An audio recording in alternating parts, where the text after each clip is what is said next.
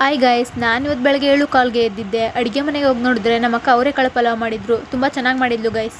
ಅದಾದ್ಮೇಲೆ ನಮ್ಮ ತಾತನ ಜೊತೆ ಹೋಗಿ ಮಾತಾಡೋಣ ಅಂತ ಕೂತ್ಕೊಂಡೆ ಗೈಸ್. ಏನೈತೈತೆ ನಿನಗೆ? ಬೆಚ್ಚಗೈತೈತಾ?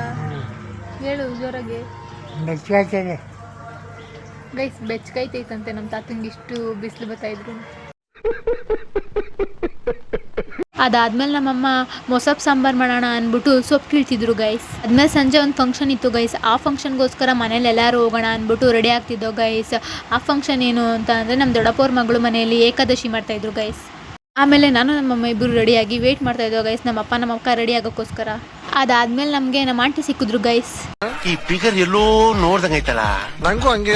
ಅದಾದ್ಮೇಲೆ ಫಂಕ್ಷನ್ಗೆ ಹೊರಟೋ ಗೈಸ್. ಅದೇ ಊರಲ್ಲೇ ನಮ್ಮಮ್ಮ ಇಲ್ವಾ ಅವರಮ್ಮ ಕೂಡ ಇರೋದು. ವರಮಹಾಲಕ್ಷ್ಮಿ ಹಬ್ಬ ಅಂದ್ಬಿಟ್ಟು ಪೈಂಟ್ ಮಾಡ್ತಾ ಇದ್ರು ಗೈಸ್ ಅವ್ರ ಮನೆ ಫುಲ್ಲು. ಅದಾದ್ಮೇಲೆ ನಮ್ಮ ಅಕ್ಕವ್ರ ಮನೆಗೆ ಬಂದೋ ಗೈಸ್. ನಮ್ಮ ಅಕ್ಕ ಪೂಜೆ ಮಾಡ್ತಾ ಇದ್ರು. ನಮ್ಮ ಅಕ್ಕವ್ರ ಮಗಳು ನನಗಿಂತ ಉದ್ದವಳೆ ಗೈಸ್. ಅದೇ ಬೇಜಾರು ನನಗೆ. ಅದಾದ್ಮೇಲೆ ನನ್ನ ತಂಗಿ ಮತ್ತೆ ನಮ್ಮ ಅಕ್ಕವ್ರ ಮಗನ ಜೊತೆ ಎಲ್ಲ ಸ್ವಲ್ಪ ಹೊತ್ತು ಮಾತಾಡಿದೆ ಗೈಸ್. ಅದಾದ್ಮೇಲೆ ನಮ್ಮ ಅಕ್ಕ ಪೂಜೆ ಮಾಡ್ತಾ ಇದ್ರೆ ನಮ್ಮ ಅಕ್ಕ ಪೂಜೆ ಮಾಡೋದಕ್ಕಿಂತ ನನಗೆ ಆ ತಿಂಡಿ ಮೇಲೆ ಕಣ್ಣೋಯ್ತಿತ್ತು ಗೈಸ್. ಪೂಜೆ ಎಲ್ಲ ಆದಮೇಲೆ ಎಲ್ಲರೂ ಊಟ ಮಾಡ್ದೋ ಗೈಸ್. ಫಂಕ್ಷನ್ ಎಲ್ಲ ಮುಗಿಸ್ಕೊಂಡು ಮನೆಗೆ ಬರೋ ಅಷ್ಟರಲ್ಲೇ 9:44 ಆಗಿತ್ತು ಗೈಸ್. ಇವತ್ತಾಗಿತ್ತು ಇದಿಷ್ಟು ವ್ಲಾಗ್. ಮತ್ತೆ ಸಿಗುವ ನಾಳೆ. ಬಾಯ್.